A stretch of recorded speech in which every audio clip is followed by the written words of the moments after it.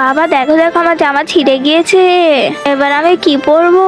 আরে খুকি চিন্তা করিস না, আমি এই দিয়াগুলো বিক্রি করে তোকে জামা কিনে দিব। এখন তুই বাসায় থাক, আমি যাচ্ছি। আচ্ছা বাবা জলদি এসো।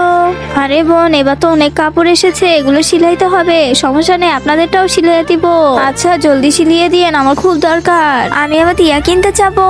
আমারও তো কিনতে হবে। আচ্ছা আমার সাথেই যেন। আচ্ছা জলদি সিলান। বোন তোমাদের কারো দিয়া লাগবে? এখানে যত করে দিয়া বানিয়েছি দেখেন। আরে হ্যাঁ হ্যাঁ আমাদের লাগবে।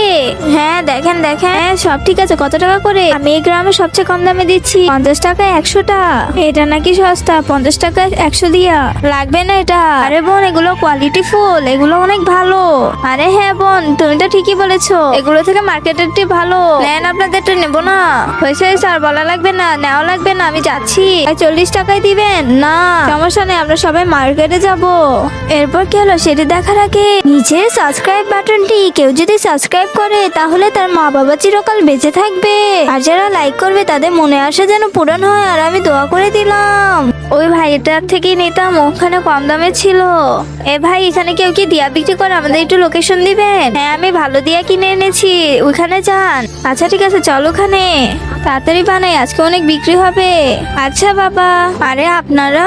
আরে আপনি? বোন দিয়া লাগবে আপনাদের?